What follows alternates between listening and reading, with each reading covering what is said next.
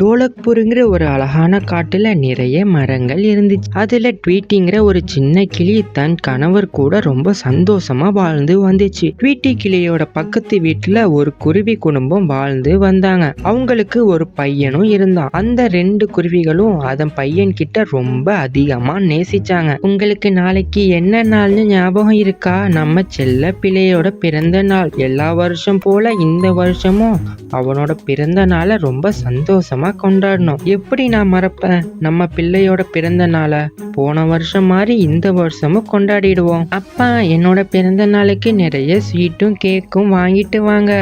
அதன் எல்லாத்தையும் என் ஃப்ரெண்ட்ஸ்கிட்ட காட்டுனா ரொம்ப பொறாமப்படுவாங்க. அதை பார்த்து நான் ரொம்ப சந்தோஷப்படுவேன் அப்படின்னு அந்த குருவி குடும்பங்கள் பேசிக்கிட்டாங்க. அப்படியே மறுநாள் காலையும் வந்து அவங்க 2 பேரும் தான் பையன் பிறந்த நாளை ரொம்ப சந்தோஷமா கொண்டாண்டாங்க. அம்மா, நான் சொன்ன மாதிரியே என் ஸ்கூல் பேக்ல நிறைய சாக்லேட்டும் கேக்கும் வச்சிட்டீங்களா? ஆமாண்டா, நீ சொன்ன மாதிரியே அம்மா உன் ஸ்கூல் பேக்ல எல்லாமே வச்சிருக்கேன். கொஞ்ச நேரத்துல ஸ்கூல் பஸ் வந்துடும், வா சீக்கிரமா ரெடி ஆகிடலாம் அப்படின்னு சொல்லிட்டு தான் பையனை ஸ்கூல் பஸ்ல ஏத்தி ஸ்கூலுக்கு அனுப்பி வச்சாங்க. கொஞ்ச நேரத்திலே அந்த குருவி கையில கேக்கும் சாக்லேட்டும் எடுத்துட்டு ட்வீட்டி கிளியோட வீட்டுக்கு வந்து இருந்துச்சு. இந்தா கேக்கும் சாக்லேட்டும் எடுத்துக்கோ, இன்னைக்கு என் பையனுக்கு பிறந்த நாள். ஓ அப்படியா, ரொம்ப சந்தோஷம். அப்படியே உன் பையனுக்கு வாழ்த்துக்கள் சொல்லிடு. சரி ட்வீட்டி, என்ன பிரயோஜனம்? எனக்கும் உனக்கும் ஒன்னாதான் கல்யாணம் ஆச்சு. ஆனா என்னோட பையன் ஸ்கூல் போக ஆரம்பிச்சிட்டான். ஆனா உன்னோட வீட்டுல இன்னும் எந்த குழந்தைகளும் காணல. அப்படி சொன்ன அந்த குருவி அந்த சாக்லேட்டை ட்வீட்டி கிளிட்ட கொடுத்துட்டு அங்கேருந்து பறந்து போச்சு. அந்த குருவியோட வார்த்தைகள் ட்வீட்டி கிளிய ரொம்ப காயப்படுத்திச்சு. அது மனசுல ரொம்ப வருத்தப்பட்டுச்சு. கடவுளே, எனக்கு எப்பத்தான் முட்டை விடுற பாக்கியத்தை தருவியோ? எல்லா குருவிகளும் என்கிட்ட வந்து இந்த கேள்வியை கேட்டுட்டு போறாங்க.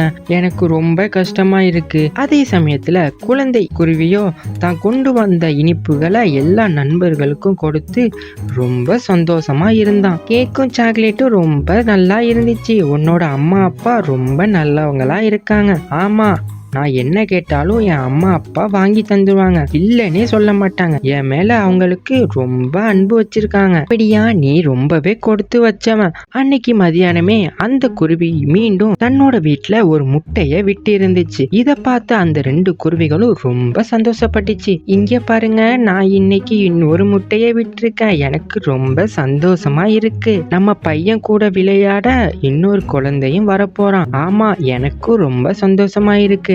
நம்மளோட பையன் இதை கேட்டா ரொம்ப சந்தோஷப்படுவான். இன்னும் கொஞ்ச நேரத்துல அவன் ஸ்கூல்ல இருந்து வந்துருவான். அவன் வந்ததும் இந்த விஷயத்த சொல்லலாம். கொஞ்ச நேரத்துல ஸ்கூல் முடிஞ்சு தன்னோட வீட்டுக்கு அந்த பையன் வந்தான். அம்மா, இந்த முட்டை ஏன் என்னோட கூட்டுல வச்சிருக்கீங்க? ஆமா, இது யாரோட முட்டை? இது நம்மோட வீட்டுக்கு எப்படி வந்துச்சு? என் செல்ல குழந்தையே, ரொம்ப சீக்கிரமாவே உன் கூட விளையாட தம்பி பாப்பா வரப்போறான். அப்படியாமா? அப்ப ஸ்கூல்ல மட்டும் இல்ல, இனிமேல் வீட்லயே நான் வந்து சந்தோஷமா விளையாடலாமா? இந்த சந்தோஷமான விஷயத்த பக்கத்து காட்டுல இருக்கிற உன்னோட அப்பா அம்மாக்கும் என்னோட அப்பா அம்மாக்கும் சொல்லணும். சரிங்க, நம்ம பையன் ஸ்கூல் போன உடனே பக்கத்து காட்டுக்கு போயிடலாம். அப்படியே மறுநாள் காலையும் வந்துச்சு. தான் பையன் ஸ்கூல் பஸ்ல ஏத்தி ஸ்கூலுக்கு அனுப்பி வச்சாங்க. அப்பாடா, பையன் ஸ்கூலுக்கு அனுப்பி வச்சாச்சு. இந்த செய்திய அம்மா அப்பாட்ட போய் சொல்லணும் அப்படின்னு சொன்ன அந்த குருவி ட்வீட்டியோட வீட்டுக்கு போச்சு. ட்வீட்டி, இன்னைக்கு என் வீட்டுல நான் இன்னொரு முட்டையை விட்டுருக்கேன். இந்த சந்தோஷமான விஷயத்த என்னோட அப்பா அம்மா கிட்ட சொல்றதுக்காக பக்கத்து காட்டுக்கு போறேன். ஒருவேளை நான் வர்றதுக்கு லேட் ஆயிடுச்சுன்னா என் பையன் உன்னோட வீட்டுல அழைச்சிட்டு வந்து வச்சு. ஓ அப்படியா, வாழ்த்துக்கள். இது ரொம்ப நல்ல செய்தி. நீங்க கவலைப்படாம போங்க. நீங்க வர்றதுக்குள்ள உன் பையனை வந்தா நான் என் வீட்டுல வச்சுக்கிறேன். ட்வீட்டி கிளி இப்படி சொன்னதுமே அந்த குருவி ரொம்ப சந்தோஷமா பக்கத்து காட்டுக்கு போச்சு. அந்த பையனும் வீட்டுல நடந்த எல்லாத்தையும் தான் நண்பர்கள் கிட்ட சொல்ல ஆரம்பிச்சான். டேய் நண்பா, உனக்கு ஒரு விஷயம் தெரியுமா? நேத்து என் வீட்டுல புதுசா ஒரு முட்டை வந்திருக்கு. என் அம்மா சொன்னாங்க கூடிய சீக்கிரமே எனக்கு ஒரு தம்பி வீட்டில் விளையாட வர போறான்னு. ரொம்ப ஜாலியாக நான் வீட்டில் விளையாடுவேன். உன்கிட்ட நான் ஒரு உண்மையே சொல்லணும். என் தம்பி வர்றதுக்கு முன்னாடி என் அம்மா அப்பா ரொம்ப அன்பா இருந்தாங்க. எது கேட்டாலும் வாங்கி தந்துருவாங்க. என் தம்பி வந்த அப்புறம் எங்க அம்மா கண்டுக்கவே மாட்றாங்க. எல்லா விஷயத்தையும் என் தம்பிக்கு தான் செய்வாங்க. ஆமா ஆமா, அவன் சொல்றது உண்மைதான். என்னோட தங்கச்சி வந்த அப்புறம் எல்லா விளையாட்டு ஜாமானும் என் தங்கச்சிக்கு தான். என் அம்மா அப்பா எதுவுமே தரமாட்டாங்க. இதே மாதிரி தன்னோட 2 நண்பர்களும் பேசினதை கேட்ட அந்த பையன் மனசுல ஒரு விதமான பயத்தை ஏற்படுத்துச்சு. ஸ்கூல் முடிஞ்சு குருவியோட பையன் ஸ்கூல் பஸ்ல ஏறி வீட்டுக்கு திரும்பினான். ட்வீட்டி கிளியும் அந்த குருவி சொன்னதுமே அந்த பையனை ரிசீவ் பண்றதுக்காக தன்னோட வீட்டுக்கு வெளியில காத்துட்டு இருந்துச்சு. உன்னோட அம்மா பாட்டி வீட்டுக்கு போயிருக்காங்க. நீ ஸ்கூல் முடிஞ்சதும் என் வீட்டுல அழைச்சிட்டு வந்து வச்சுக்க சொன்னாங்க. ட்வீட்டி கிளி இப்படி சொன்னதுமே அந்த பையன் குருவி மனசுல ஒரு ஐடியா வந்துச்சு. ட்வீட்டி ஆண்டி, ஸ்கூல் பஸ் வரும்போது என் அம்மாவை பார்த்தேன். பாதி தூரம் வந்துட்டாங்க. இப்ப என்ன மட்டும் வீட்டுல போய் காத்திருக்க சொன்னாங்க. நீங்க உங்க வீட்டுக்கு போங்க. நான் சாப்பிட்டுட்டு ரெஃப்ரெஷ் ஆகிட்டு என் வீட்டுல நான் இருக்கேன். ஓ அப்படியா, சரி, உங்க அம்மா வந்துடுமே சொல்லிடு.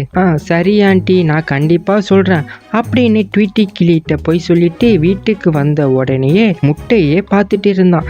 தன் நண்பர்கள் சொன்னதையே யோசிச்சுட்டு இருந்தான். ஒருவேளை தன்னோட நண்பர்கள் சொன்ன மாதிரி இந்த முட்டையிலேருந்து தம்பி வந்தா என்னோட அம்மா என்ன மறந்துடுவாங்களோ, இந்த முட்டை இருந்தா தானே அப்படி நடக்கும், இப்பவே இதை இல்லாம மாத்திடுறேன் அப்படின்னு சொன்ன அந்த பையன் முட்டை மேல ஏறி மிதிக்க ஆரம்பிச்சான். உடனே அந்த முட்டை 2 துண்டா உடைஞ்சு போச்சு. நீங்க எப்ப வீட்டுக்கு வந்தீங்க? உங்களுக்கு இன்னைக்கு வேலை சீக்கிரமா முடிஞ்சிடுச்சா? இல்ல ட்வீட்டி, எனக்கு தகவல் வந்துச்சு. என்னோட அப்பா அம்மாக்கு உடம்பு சரியில்லையா, அதனால நான் சீக்கிரமா வந்துட்டேன். அடுத்த 2 நாள் பக்கத்து காட்டுல இருக்க அம்மா வீட்டிலேயே தங்கி அவங்களுக்கு உடம்பு சரியான பிறகு நம்ம வீட்டுக்கு வரலாம். சரி, நான் இப்பவே ரெடி ஆகுறேன் அப்படின்னு பேசிக்கிட்டு இருந்த ட்வீட்டியும் அதன் கணவரும் பக்கத்து காட்டை நோக்கி போனாங்க. அதே சமயத்துல அந்த 2 குருவிகளும் வீட்டுக்கு திருப்பி வந்தாங்க. வீட்டுக்கு வந்ததும் குருவி முட்டையை உடைச்சத பார்த்து ரொம்ப அதிர்ச்சி ஆகிடுச்சு. ஐயோ, என்னோட முட்டை, நான் இப்ப எல்லாத்தையும் சொல்லிட்டு வந்தேன். என் முட்டையை யார் இந்த வேலை பண்ணிருப்பா? அம்மா, நான் ஸ்கூல் விட்டு வரும்போது ட்வீட்டி கிளி தான் நம்ம வீட்டு முன்னாடி நின்னாங்க. நான் அவங்கள்ட்ட என் அம்மா எங்கன்னு கேட்டேன். அவங்க அம்மா வந்துட்டு இருக்காங்க, வீட்டுக்குள்ள போய் ரெஸ்ட் எடுன்னு சொன்னாங்க. ஏன்பா, நீ சொல்றது உண்மையா? உண்மையாத்தான் சொல்றியா? நீ வீட்டுல வரும்போது ட்வீட்டி ஆண்டி தான் வெளியில நின்றாங்களா? இங்க பாருங்க, நம்ம பையன் பொய் சொல்ல மாட்டான். ட்வீட்டி கிளி தான் இந்த வேலையை பண்ணியிருக்கோம். அந்த கிளிக்கு ரொம்ப நாள் குழந்தை இல்லை, அதனால தான் 2வதா முட்டை இட்டது பிடிக்காம இந்த வேலையை செஞ்சிருக்கோம். ஓ அப்படியா? நீ அழுவாத. அந்த ட்வீட்டி செய்த வேலைக்கு சரியான தண்டனைய நான் கொடுக்குறேன். இன்னைக்கு நைட்டே அதோட கதையை காலி பண்ணிடுவோம்.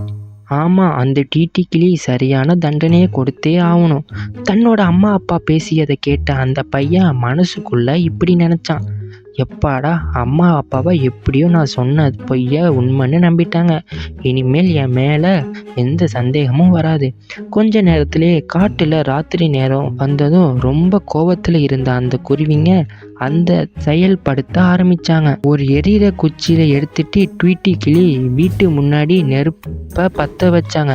அதிர்ஷ்டவசமா ட்வீட்டி கிளி பக்கத்து காட்டுக்கு போனதுனால அதோட உயிர் காப்பாற்றப்பட்டுச்சு. இது தெரியாத அந்த குருவிங்க வீட்டுக்கு வந்து ரொம்ப சந்தோஷப்பட்டாங்க. ஒரு முக்கியமான விஷயம், நாளைக்கு யாராவது இந்த நெருப்பை பத்தி கேட்டா காட்டுல திடீர்னு காட்டு தீ வந்துருச்சுன்னு சொல்லிடு அப்படின்னு பேசிக்கிட்ட குருவி குடும்பம் தங்களோட வீட்டுக்குள்ள ரொம்ப சந்தோஷமா தூங்குனாங்க. அவன் பையன் தான் செஞ்ச தப்பு வெளியில வராதுன்னு நினைச்சு நிம்மதியா தூங்கினான். ட்வீட்டி கிளி வீட்டுல எரிஞ்சுக்கிட்டே இருந்த நெருப்பு மெதுவா அந்த குருவிங்க வீட்டுக்கும் பரவ ஆரம்பிச்சுது. தூக்கத்திலேயே அந்த 3 குருவிங்களோட உயிர் நெருப்புக்கு இரையானது.